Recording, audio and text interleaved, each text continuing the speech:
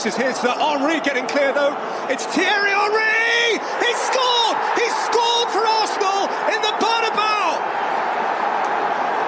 No more, no less than they merit. Arsenal have been the thrusting force of this tie. Thierry Henry, the Gunner Galactico. It is Real Madrid 0, Arsenal 1.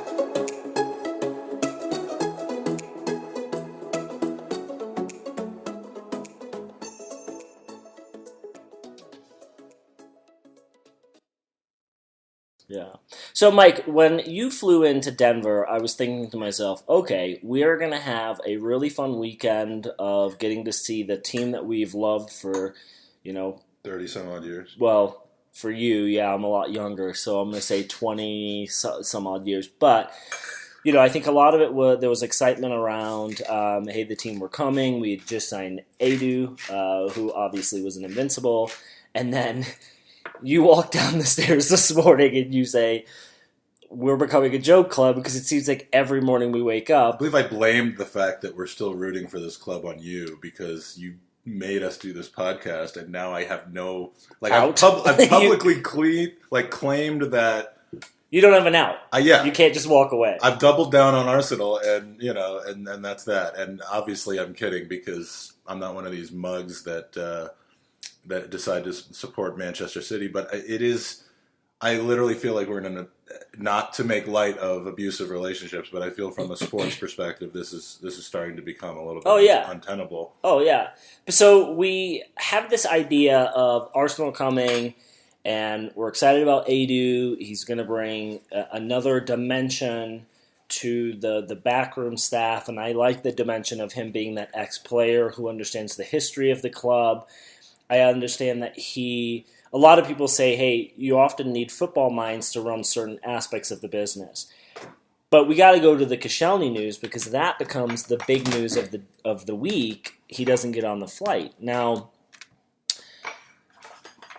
obviously, we don't need to recap specifically what's happened because it's been beaten by a dead horse. What I want to say on this matter is this. He is our captain, and irregardless of any gentleman's agreement that he had with Arsenal, you have to act like a captain. Get on the fucking plane. Tell the boardroom that you're unhappy, but still be that face for the club. We nursed you back through almost, 6 years of just constant injury, and this is how you want to repay. We kind of joked yesterday that maybe the conversation was a gentleman's agreement with Ivan and not you idiot. I was wondering why my omelet wasn't tasting nearly salty enough. So Mike has been salting his food for the last 15 minutes, but never took the cap off the salt shaker. So now my kitchen is just... This podcast needs to be on video. This is the magic that we miss. Yeah, well... So Koscielny's not on the flight. He's thrown the toys out of the pram. So we're essentially going into the summer tour with Socrates, Mustafi, and Chambers as our center backs. And Bielik couldn't come. Wasn't asked. Well, I think he was in the under 23s, so he's on break. But given that he's under 23, I think he probably could have played a few more games. Season, So we wake up yesterday to the Koscielny news. We wake up this morning to the news that Saliba has been offered, Tottenham have matched or bettered our bid for Saliba, giving him 2 contracts to look at next to one. We'll get into that in a little bit because we have differing opinions on that. But tell me your thoughts on Koscielny because you actually haven't told me, and we've been together for 48 hours. There are some things that even, despite having one of the strongest relationships in the history of relationships, I just still want to kind of have for myself. So, I'm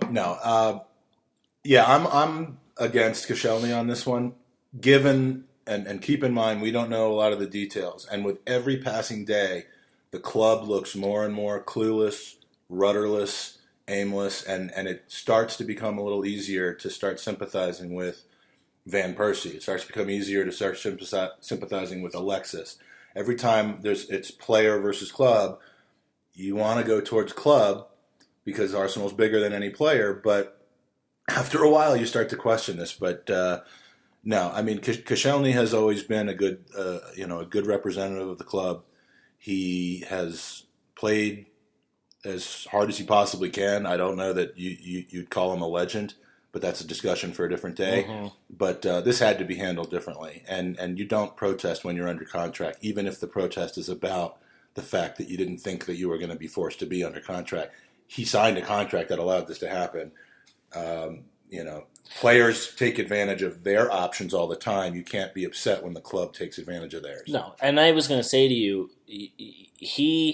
and I said this to you yesterday, but he didn't have to come to the club on Wednesday. I mean, Ornstein said that this conversation with him telling the staff he wasn't going to be joining the U.S. tour happened on Wednesday. The season ended back in May. I understand you're frustrated and upset over not winning the Europa League, but these discussions happen when you're 5-6 days after the season, right?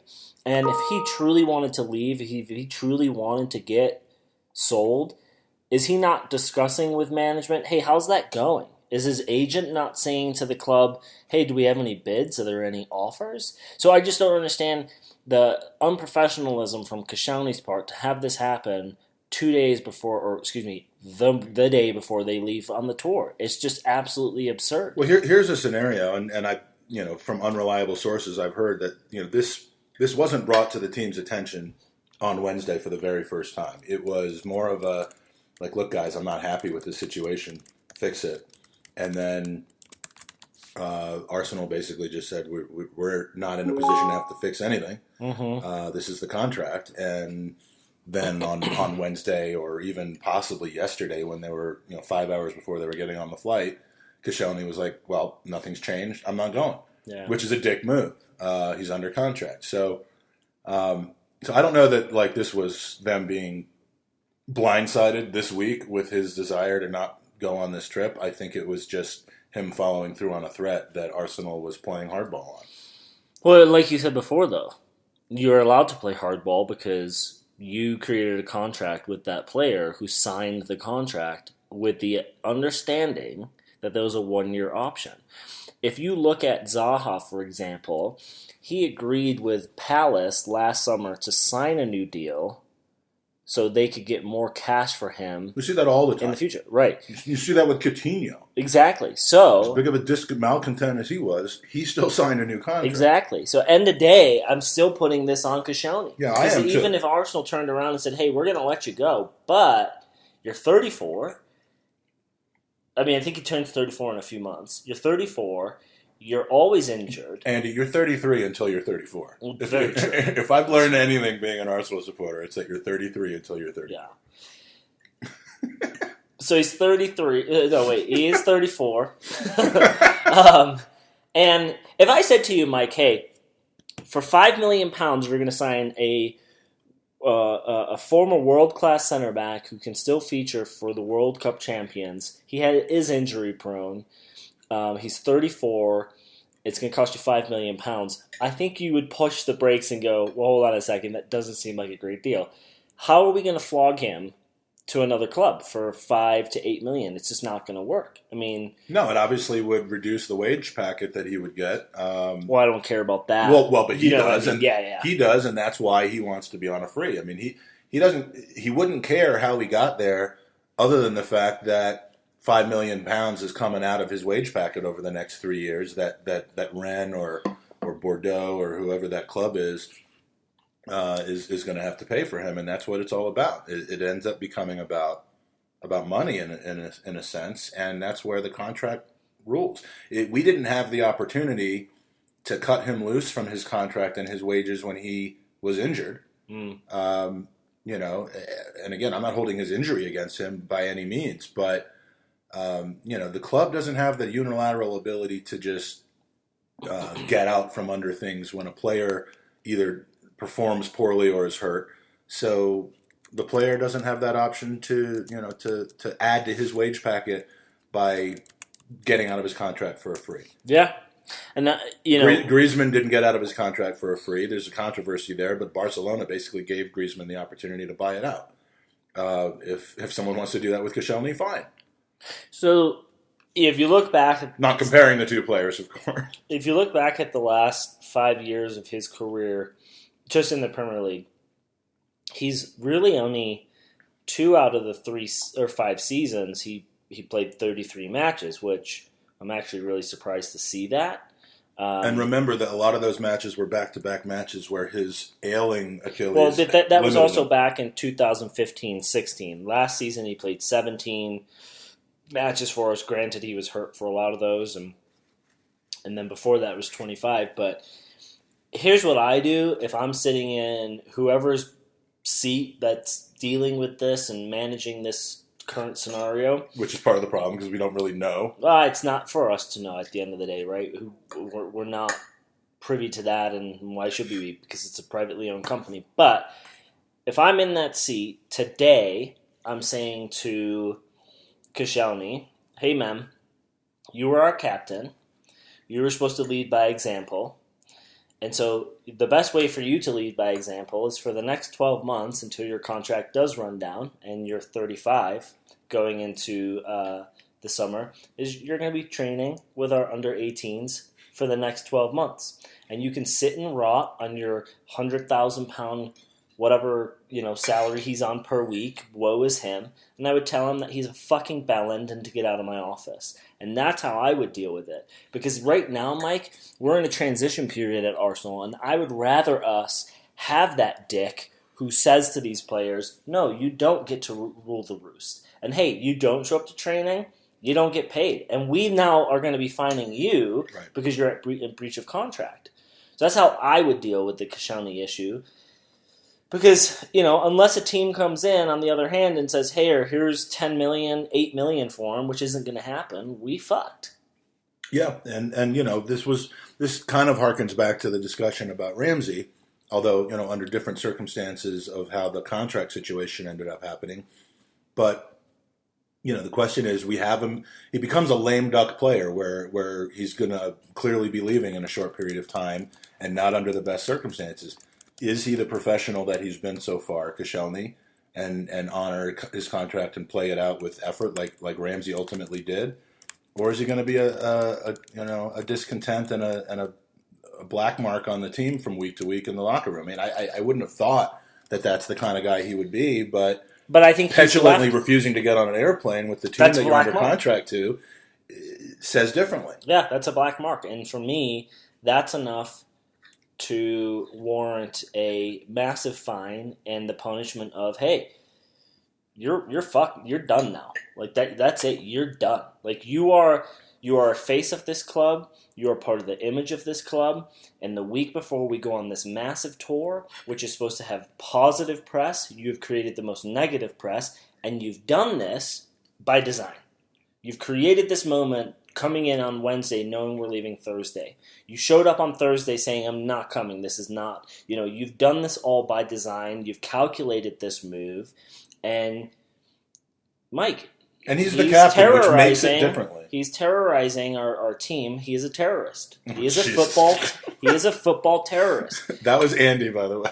Yeah, I'm not. He's a football terrorist. He is a fucking cunt, and he can rot with the under-19s, and when he's 34, turning 35 next summer, I'll fucking happily kick his ass out of the club, because you don't act that way when you have the captain armband on. I agree. I mean, you don't act that way under any circumstances, but now it's a long line of captains, Van Persie being one of them, Fabregas another, who have shit on that armband. And I don't know how Fabregas shit on it. I actually have video of him taking a shit on the armband. I'm not talking about him agitating out and going to a Formula One race or whatever the thing is. Mike has some really weird fetishes. Well, since we started putting the podcast on Pornhub, they've started sending me Arsenal-related material, and that was one of them. So it's just, I don't know. I mean, again, we keep saying, and believe me, I'm the one that's looking for the most optimistic view a lot of the times, partly as a coping mechanism.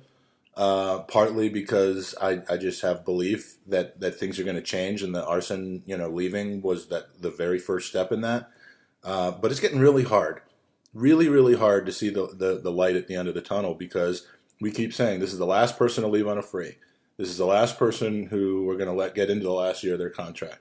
This is the last time a captain decides to move on and that he's bigger than the club.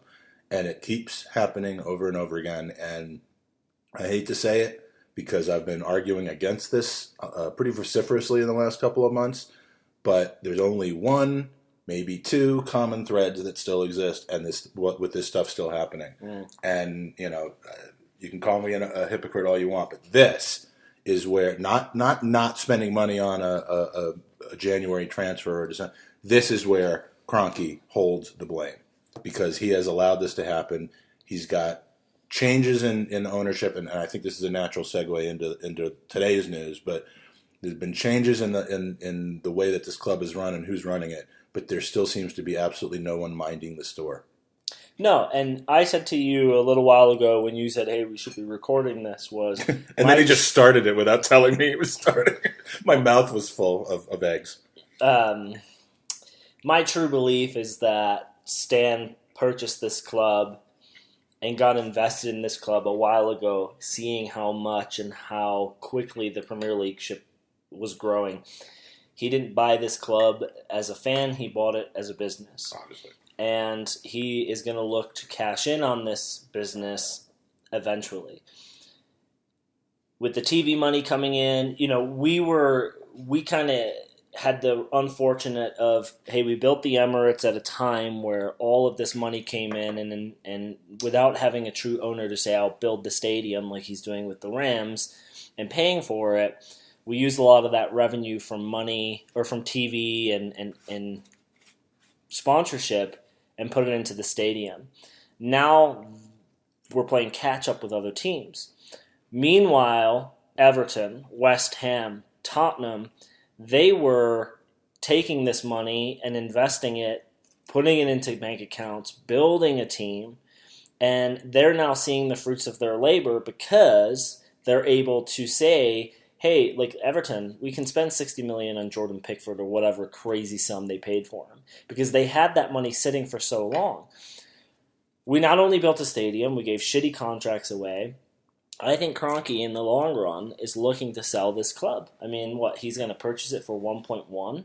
I know he's had crazy offers. I don't believe for a minute that guy came in and offered him £6 billion. That doesn't work. That's not business. You don't go to someone and go, hey, you're valued at 1.1, I'm going to give you 6. And if he does give you 6, you take it. You take it. That's why because no matter how profitable the club is, no matter how stable that income is, you're not seeing that return in your lifetime. No, you're not going to quadruple. Let's just say quadruple, not even quintuple. You're not going to quadruple your asset by holding on to it and having profit. No, yeah, unless you have.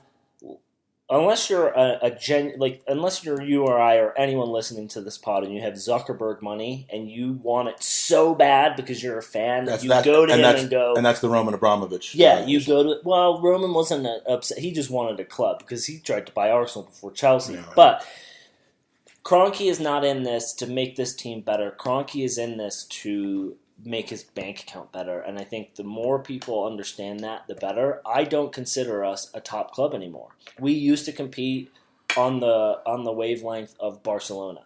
We were in that, hey, we can go to Madrid and beat them.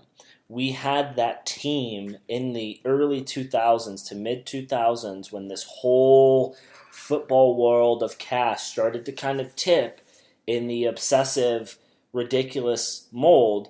We were in the world of football as a top 4 club. And for some reason, we went the opposite direction. And we're continuing to go that opposite direction. And I think we're still good enough to be top 6. But Koscielny leaving is the start. I don't know how Aubameyang or Lacazette are going to be happy not playing the best in the top football. Lacazette's 25? Around that age. He always surprises me how young he is. I think at this point he's 26. But either way, it's a young age. But hey, when you turn 27, 28, and you start seeing that end of your career on the horizon, you know what? it starts kind of playing on He you. just turned 28 last month. Oh, he did. So yeah, he's already there. So he's at the point. So, his fast forward my thought of his level he's isn't starting declining, to get upset with not playing at the top echelon. And before people laugh at me saying that we were in the conversation with Barcelona, Real Madrid, the Man United, think back to the 2003 to 2008 where we were in the Champions League every year. We went to the final. We were in a semifinal. We were getting far. We were getting into the latter stages, and players were turning their heads and going, "That's a system that I could play in." Now, everyone says, "Well, Barcelona are a bigger brand."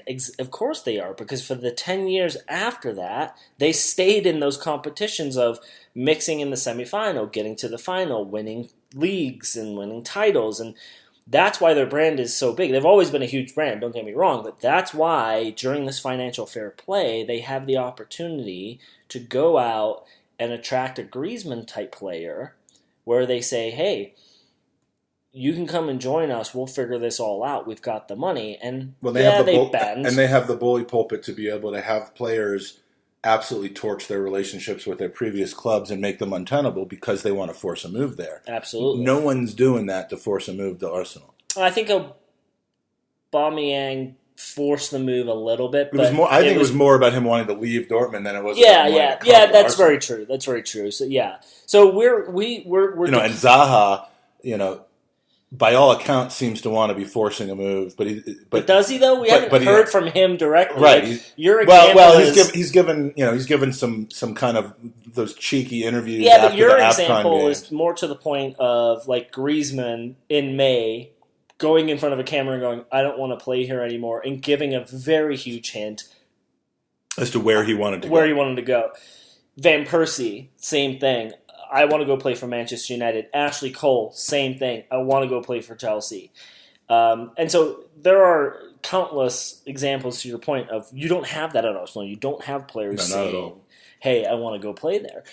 It's crazy to me that news that Frankie de Jong came out and said, I would love to have played for a team like Arsenal, and following like a Mark Overmars type career, which is unfortunate because we're the step that gets him. Right. But we're losing that history. We're losing that allure to players. And it's only a matter of time before we're just that club who is just, hey, we're in and about the League Cups. And as we are seeing this morning, and again, nothing's final, but we are in jeopardy. Not jeopardy. I mean, we've been this already for quite some time of being the club that everybody uses to get a better offer with their current club or someplace else. I don't think that that's anything new. I think we've been that way for at least the last 4 or 5 years. But, there is a point at which it gets to be completely and totally untenable. And I think the symbolism of what we're hearing about this 18-year-old kid from Saint Etienne is a possible tipping point for many. And this is where you and I disagree, I think, on a couple of things. But for me, I'm generally one to look at the numbers. I'm one to not jump to a conclusion that is based purely on emotion and on tribalism and all of those things. But the news this morning that we hear is the Arsenal, who have been apparently working very hard, a.k.a. dithering, on personal terms and sorting out season loan back with William Saliba, are now in jeopardy of losing that deal completely to a Tottenham reignited interest. And to me, look, we differ on this. I don't know that much about Saliba. Obviously, he's got a lot of promise, but he could become the next Johan Giroud, William Giroud, who's Johan's less talented brother. He could be the next, Mustafi for all I know. The issue is we don't get punked by Tottenham on player transfers. We don't have players who are saying, okay, well, I'd just as happily go to Tottenham as I would to Arsenal. And we don't have Tottenham saying we're gonna bid an extra 2 or 3 million, and Arsenal say, okay, well, we're out. That doesn't happen. And if this ends up coming to fruition, and this kid or a 25-year-old player or a 7-year-old prospect, in youth soccer. Doesn't matter who it is. If we end up just bailing out or losing or missing out on a couple of million pounds to Spurs of all teams, I think riots are going to break loose, because that shows that there is no one left at Arsenal at all who understands what it is to be Arsenal Football Club. And I do disagree with you, because I truly believe that the investment from our ownership isn't going to allow us to sign a multitude of players. Thus, I don't give a shit about some 18-year-old up-and-comer. I want someone tomorrow who can get us into the Champions League. So if that means we have to give up on Saliba because we can get a... Danny Alvarez. Well, we could have gotten him for free, right? Right. But if we can sign that center back... I want Lichtsteiner back. Yeah, if we can sign that box-to-box midfielder or the winger we're so desperate for, giving up on a teenage kid who... really, we don't know that much about, I'm okay with. Does it suck in a vacuum? Yes. Yes. Does it suck that it's happening at the hands of our rivals? Yes. However, you use the word dithering. That's what we did. Why were we dithering on this? There's been an awful lot of that. I said to you earlier, we've known since December last year that Ramsey was not going to be an Arsenal player in May.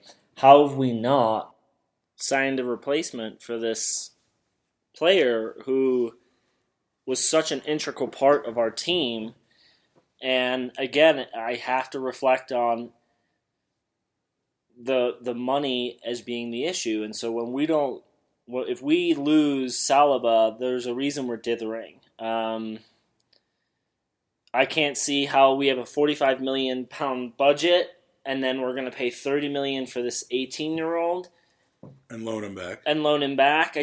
Stuff doesn't make sense. And it's like, is all this a smokescreen for other stuff? No, because we would have done that already. Like, we would have signed these players already. We knew in May what our budget was going to be, and nothing is happening. And I offered the scenario of maybe Griezmann going to Barcelona gives us options that we will have that other teams won't. With regards to surplus to requirement players at Barcelona. Exactly. And with the fact that Raul has such a relationship, not only working with Barcelona, the club, but these players and their agents, because he would have been part of a lot of them coming in. So he has relationships. He knows the negotiation process. But here's the problem. All those surplus to requirement players are lining up to be make-weights for the Neymar deal.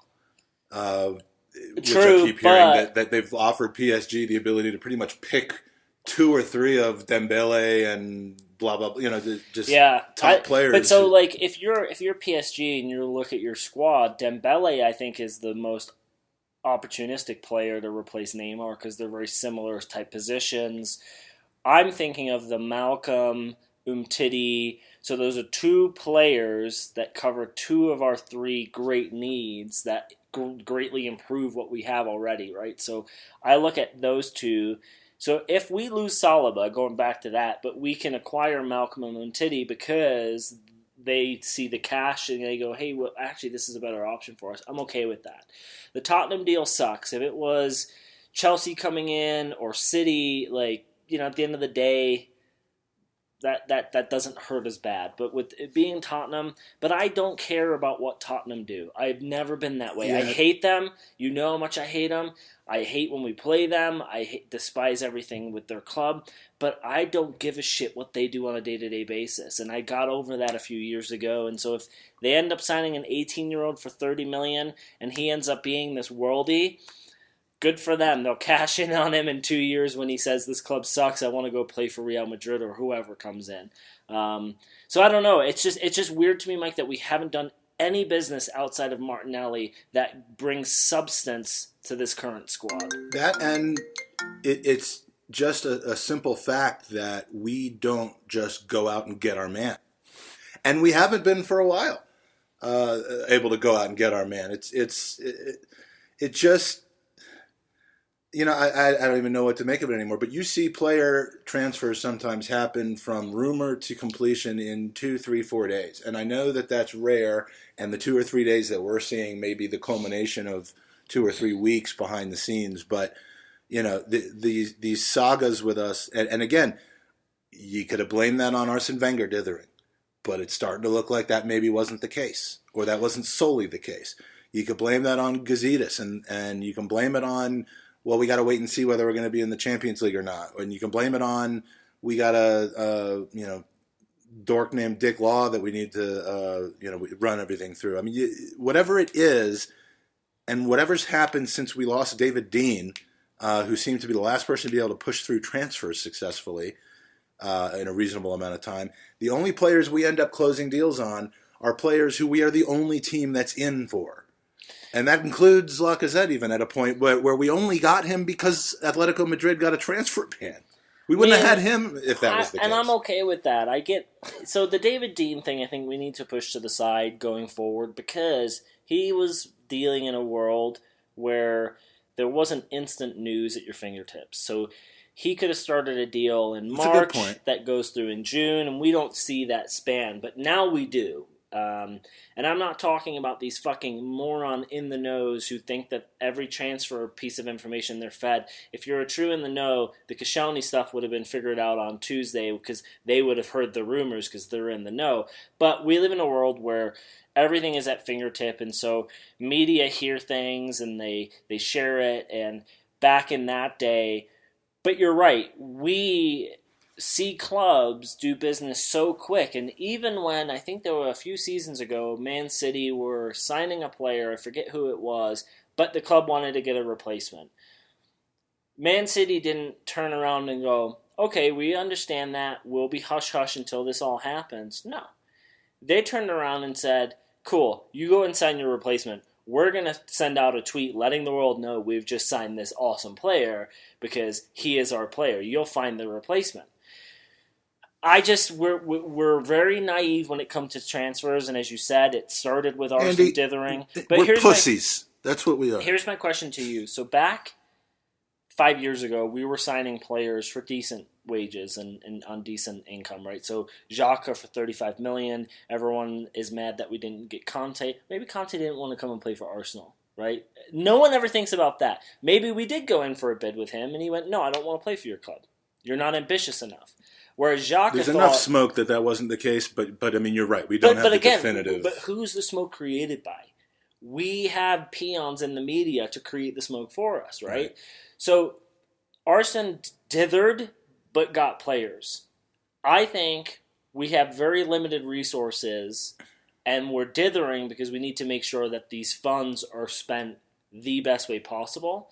And whether or not we're waiting on this Barcelona, it's a possible. It's just always something. Whatever, yeah, it is always something. But I would, if come August 8th, I think is when the window closed. If come August 8th, we've only signed one, maybe two players, but we've maximized that 35, 45 million pounds or whatever it is. I will be okay with that if it's the right player, and we are signing a center back, a winger, whatever it is. But Mike, season after season, if you look back until 2015, if I say to you, what have been Arsenal's two greatest needs every season, what have they been? Center back. Yeah. And either a winger or a central mid. Yeah. And we have yet to fill those gaps. Socrates, great. How old is dude? 33?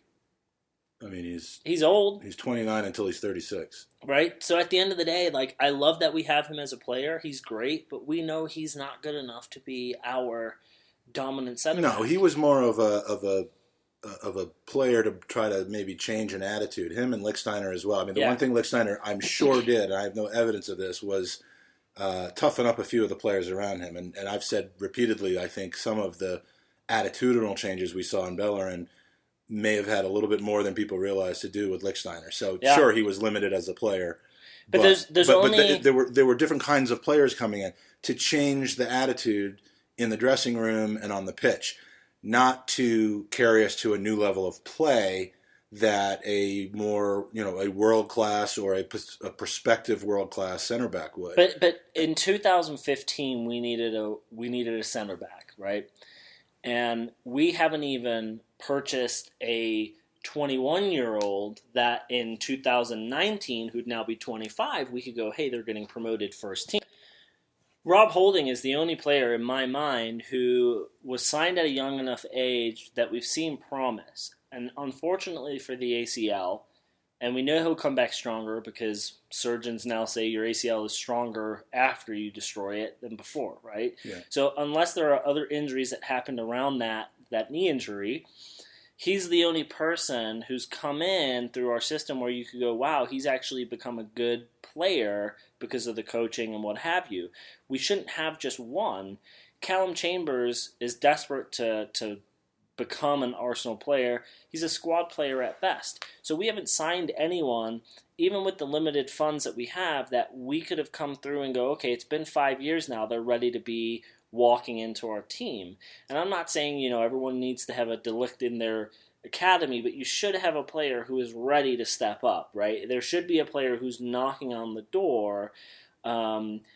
People know who Zach Medley is, but no one, I don't think, in their right mind thinks that he's the next anything. No, because we don't have the resources to do what Man City do and go, okay, we need a new center back because Company is leaving, $60 million. We don't have that, right? So we need to plan accordingly, and I just don't understand why there are so many great young center backs in Europe and none of them have been scouted or been found by us, and why we haven't pulled the trigger. And I would rather us say, hey, Xhaka was $35 million, but we could have signed this center back and this right back for $35 million, but they're young and we have to groom them. Great.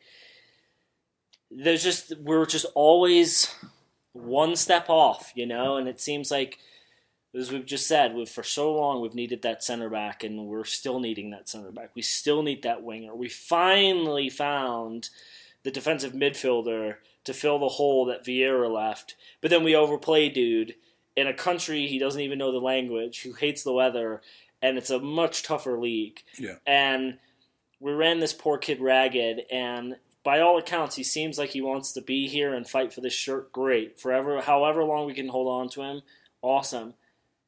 But we need that in 3 other positions, and we've always needed that, and it's just so frustrating. So, I don't know, man. It's a weird. We're how many weeks? 4 weeks away from August 8th. If that, and no one. We've seen no one. Literally, not even linked with anybody yet. And I, transfer markets do not work. I will go to the grave saying this: that transfer markets do not work to where you just say all we can spend is X amount of pounds, which is why this £45 million thing has chafed me so much, because it just doesn't work that way. However, I am willing to admit that that there is clearly an edict. I now believe that there is an edict coming down that is about controlling what is spent, well beyond what could be spent, what can be spent, without even ownership investment. I'm not talking about Stan Kroenke saying, okay, here's a £90 million from my pocket to make the squad better in transfer fees. I'm saying we could spend a lot more than $45 million right now if we wanted to, within the rules that exist, within the cash flow that we have. The issue is that Kroenke and his management team are seeing profits head into deficits as the longer that we're not in the Champions League. And what I said back in the day when we were playing in the FA Cup final against Chelsea, but we were also possibly and almost definitely going to finish 5th for the first time in 20-some-odd years. I said, there's 2 ways that can happen. And, would you rather win the FA Cup and have silverware, or would you rather pip into 4th place and lose the FA Cup? And I know that silverware is the most important thing, but in that case, I was still clinging on to 4th place, because my fear was that if we started missing out on revenue from the Champions League, that all Stan would do is shift the payables to meet the receivables, and we would become Everton. Yeah, and that's what's happened. And even, like a more financially balanced Everton without having to get ownership investment stuff. We are a larger global footprint Everton, and that's no disrespect to that club because they are consistently on the rise, and they're getting to a point with good management where they will be competing for that Europa League spot. And here's where I was wrong. Where I was wrong was that it would happen immediately.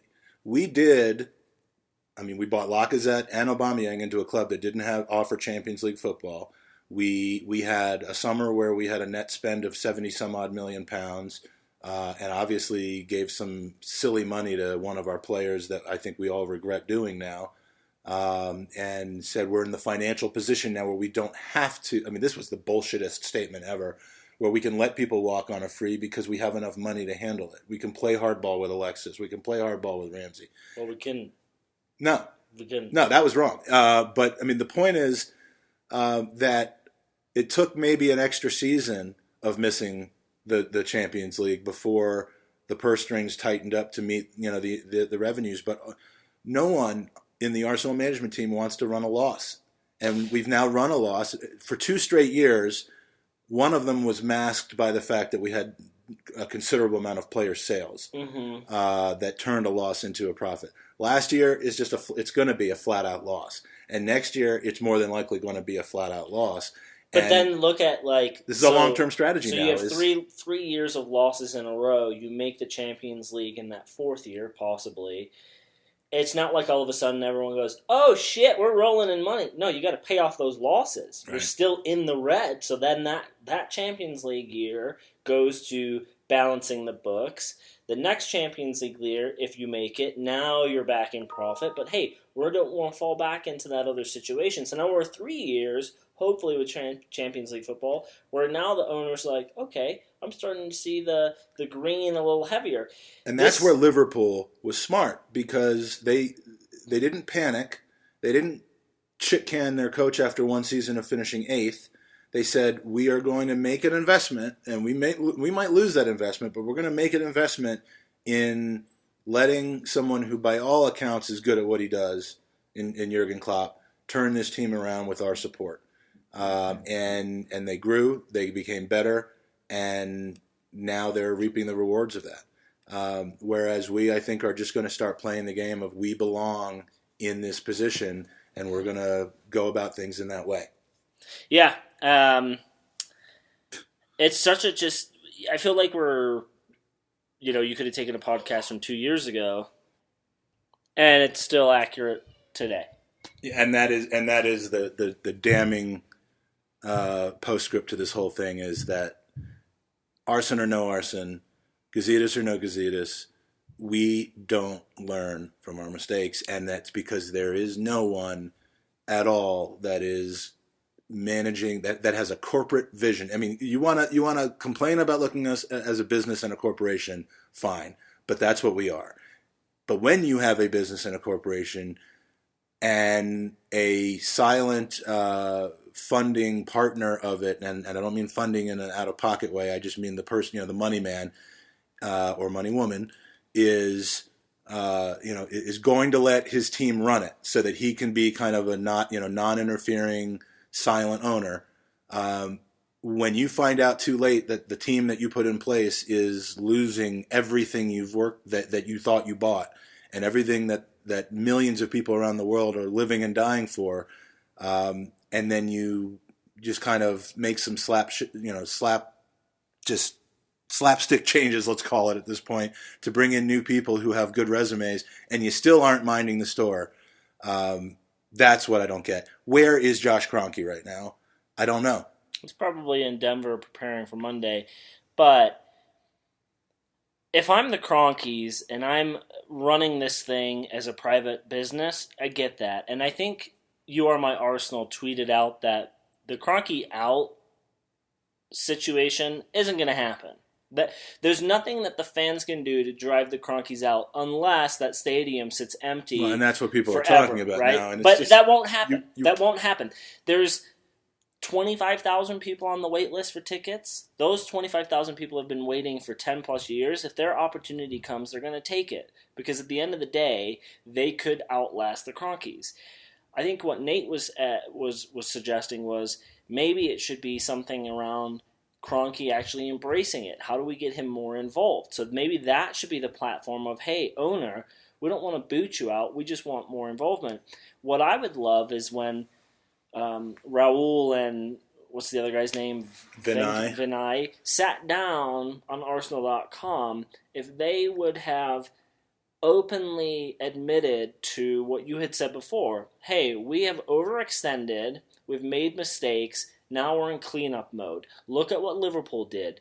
They had to invest in their manager and give him an opportunity to succeed. Look where they are now. We're following that model. Yeah, there's no shame in saying that. No, hey fans, the next 2 seasons, we aren't going to invest heavily in the transfer market. We are going to look at what we can do to make this team better. They don't have to tell us, hey, Ozil's on too much money, we got to clear the books. No, I don't want to hear that. That's unprofessionalism. And it's also incredibly obvious. Yeah. But if you come out and just say to the fans, listen, we're looking at you right now with this plan, and we're going to need X amount of time for this plan to happen. Hey, we love that you live and die for the club, but you don't own the club, and the guys who do want to turn it around in a respectful manner, great. We're all sitting back now, okay, we're all on the same page. But no, what they do is they come out and they basically read from the script that we've heard when we were told that we would be competing with Bayern Munich. And what did Bayern Munich do when they heard that? They let us know that we weren't by beating us multiple years in a row. So again, if that ends on Wednesday, Andy. But if right. But if you're, I think if I got to be in a room with Josh Kroenke tomorrow, I would honestly say to him, believe me, we're working on it. Right. I would say to him, hey, Josh, your biggest mistake right now as an owner of this football club isn't anything that you're hearing rumor-wise. It's the fact that there is no connection between yourself and the fans. You need that pivot person. And I get you need certain spins, but you live in a world where social media is key, and you want to get embraced, and I love that Unai Emery tweets and says, hey, we're back at it, we're working hard. That's what you want, right? But if we had an owner who could just step up and make those, hey, Veneers and Raul, no more bullshit. You know the plan. Tell them the fucking plan. That's what I would say as an owner. I'd be like, don't bullshit people. Yeah. Just let them know. And you know, that's why Mike... Sorry to interrupt, but that's why I truly think the Kroenkes, and I'm changing my stance now, I truly think the Kroenkes are looking at this as a long-term sale, because there is a certain passion that Josh has for the Denver Nuggets and Colorado Avalanche. I think he grew up with those two teams, and he's seen them from his teenage years, and he's grown up in those, you know, obviously his dad's owned him for a long time, but he grew up a fan of those teams because his dad would drag him to games. Now he's running those teams, I think, as a fan, whereas Arsenal, you can't fake a connection with a football club and its supporters. You can't fake it. No. And it's becoming incredibly more obvious that what they're trying to do is just ignore that element of it. And I could not agree with you more. I know James Gunnerblog had, wrote a really an incredible appeal to Josh Kroenke to do exactly that, maybe 5-6 months ago. And that is the only, at this point, everything that people say about his disconnection and his incredible distance and lack of connection to what Arsenal is as a football club rather than being as a business is true. And that is his sin. That is his biggest sin from an ownership standpoint with Arsenal, is that sure, he's thrown, he's sanctioned deals to be made. He's done he's trusted people and put his money into things that, maybe the people who he trusted were wrong about, in spending way too much money either on wages, on extra years of contracts, or on transfer fees in some cases. But you have to love the club. It is not the same as certain other types of business ownerships.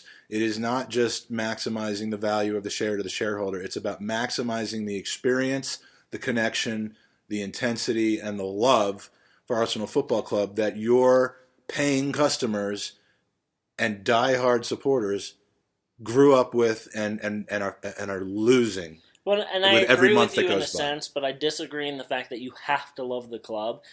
I disagree because you can put people in place that do love the club. That's showing love for the club in an Edu, acceptable right? So, way. like, if you go to a lot of players, and I think Edu, and I've always had a soft spot for him. He was always one of my favorite players during the Invincible stretch because he just dug it out. He used to ride the tube to get to matches. Like, he was never that player who was the star, and he was okay with that. But put people in place who love the club. If you were to go to Mark Overmars and say, hey, we want to put you in a position where you can be Bergkamp, Tony Adams as a coach, even if it's a youth coach, Lundberg, you have all these players who come in. If you're an owner who wants to step away, but you want your club to be successful, put people in the club who know what they're doing. I'm not saying to you, hire Thierry Henry as the manager. Clearly that didn't work in Monaco, and he has a lot to learn, right? But how do you not pull like a Vieira back to the club if you say to Unai Emery, look, listen, man, I love that you have your team, but because I'm steps away, I need you to hire Vieira as your assistant because I think he would have come, right? He's managing one MLS team and goes to France. I think he would have come. Arteta doesn't really have the relationship with Arsenal. He and Pep are good friends. I get that, right? But bring in those people that will run the club for you, who have been successful, who have Arsenal in their history. I think Bergkamp realistically would do it. Overmars would do it. Edu will do it. You're bringing back these legends who understand the business model. You have Raul and Veneers sitting over them, managing that, but you're allowing the people who love the club to make the decisions for the club. And I think these are people that Unai can sit in a room with and respect their opinions. And I think he thought he was doing that, and for a while he was doing that, with Arsene Wenger being that person. But he got sold a very, very short bill there with him wanting all the decisions. Yes. Now we're in this. And the more power that was consolidated under Arsene Wenger as the game changed in a faster pace than he was willing to adapt to or able to adapt to. Or wanting to adapt to. Kroenke let him do it for too long. And John Henry didn't grow up loving Liverpool. No. But he did what was necessary, and frankly not through the strategy of bringing old Liverpool legends. I mean, Dalglish had his chances. No, and that's what I'm saying. He didn't bring Ian Rush and John Barnes and stuff back to run the club. Right. It's football people, though. But if you had, let's look at Manchester United, right, who have this massive brand and they sell players based off of how many shirts they're going to sell. The Pogba situation was absolutely absurd. The amount of money, you've got Fred, who else did they buy that's failed? Bailly, all these players they spend big money on that don't make it. Right. If you had, Andy Cole, David Beckham, Ryan Giggs, who was in that boardroom that had a voice to say to Woodward, hey, I don't think this is the right move. And I get that you're trying to sell jerseys, but at the end of the day, the football is what matters. You need someone who continues to remind There was no continuity other than Ryan Giggs for a few years from the Alex Ferguson era. But he wasn't in the board. He was on the field. That's what I'm saying is you need. Well, and he also wanted to be the manager and never was given the opportunity. So at some point that wasn't really helpful either. But so it's just we're in that. I think for me, Mike, I'm becoming a fan who strongly agrees that we are a team and a club with an owner who's comfortable meddling in Europe, would love us to be in the Champions League, but doesn't love it that much where he's going to invest to get us there. And I think that we have to, as a fan base, open our eyes to, we've hired a young manager who's had recent success, who can take what we have and try and improve it. I think him and his coaching staff have the ability to make Iwobi, Holding, Bellerin, hopefully Chambers, better players than they were yesterday. I don't think that those players, maybe Holding, I don't think those players can become world class. They would have been there already, right? Players don't need their hand held to get to that point. It helps, but there's that jump. So I'm kind of starting to realize, hey, we're a top 6 club at best. Well, Unai Emery was brought in, and again, I am not afraid of contradicting myself because I believe what I believe at the time that I believe it, and I'm unlike most men, I'm willing to change and admit when I'm wrong, but I am fully of the belief. I support Unai Emery. I think he is a good coach. I think he can do well with players who buy into his system, which is always something that makes it tough when you bring a new coach into an existing group of partially, I'll go so far as to say, poisoned individuals, for one reason or another. But it seems clear that Unai Emery was brought in because he was being asked to replicate what he did at Sevilla and Valencia, not at PSG. He was brought in to do the best with what he had and to overachieve and maybe turn an 8th place club into a 4th or 5th place club, preferably a 4th place club. And that is the Arsenal we have now. The unfortunate thing, and I've referenced this a couple times, but Leith did this amazing article of Unai's history at each club. And the one troubling factor, which is a very Arsenal-esque factor, was he meddles too much. He doesn't stick with the same team. And we saw that a lot with Arsene, where it was the same tactic. It became very easy and predictable to game plan against. The problem with it's hard to game plan against a manager where you don't know what team's out there, but it's also hard for the team to become a cohesive unit when they don't know who's playing each week. I think there's a really great, like Pochettino is amazing at sticking to a certain spine and rotating around it, but then giving those players a quick break every now and again. You need that continuity, and I think Pep does it, Klopp does it. They tactically will change certain positions. So, when you're going up against the Chelsea, they'll throw 2 holding midfielders in there. Great. One of those players doesn't get to play all the time. Awesome. And those players are great. We've tried it with Al Nini. The thing is, those players that don't get to play all the time that come out are Mahrez and Fernandinho and Fernando and stuff. So my biggest concern with Unai is, can he adapt to a league that is way more demanding than the other ones he's been in? And that will be the big question. I think he's always improved his teams in seasons 2 and 3, but we're a different animal in the Premier League. And I think he's the right man. I've said it all along. I want to give him time, but it's troubling to see at 3 different clubs he's had the same Tink and Taylor. Right. Well, and the leagues that he was in had 2, maybe 3 upper echelon teams, and then 7 next level teams, of which he was a master at making his the top of the 7. Yeah. Which would get you into 3rd or 4th place and into the Champions League in Spain. However, in the Premier League there are 4 to 6 top echelon teams, and then a mid-table of maybe 6 teams beyond that. And I'm not sure that Unai Emery, with the level of support that he has financially and the level of players that he has, he may well be able to make us the best of the 2nd echelon teams. But in the Premier League, that doesn't get us into 3rd or 4th place. No. That gets us into 5th and 6th place. Yeah. And that's exactly where we are. Yeah. And I don't know the solution to it. But it's a pretty helpless feeling. And I will support this team. We're about to go into 10 days of kind of hopefully maybe putting the drama to the back and just enjoy being around fellow Gooners and seeing many of us seeing our heroes for the first time, or for a very rare opportunity to see them in person. There's going to be a party atmosphere, but this sickening daily pieces of news about how impotent and just clueless we are in managing players and transfers and everything is just there's gonna be this undertone of what the fuck is going on here throughout this whole summer tour, and it should be interesting to see how it plays out. Yeah, I really feel bad saying this, but I feel like the perfect way for Arsenal to do a kit launch release is in the United States, because you are essentially hitting a fan base that love this club so much that they're going to embrace whatever's thrown at them. They're just going to be happy that... Well, 3 years ago, they did the away kit release in LA. They included the supporters in the release on stage. It was like this. If you did this, I know that there was a small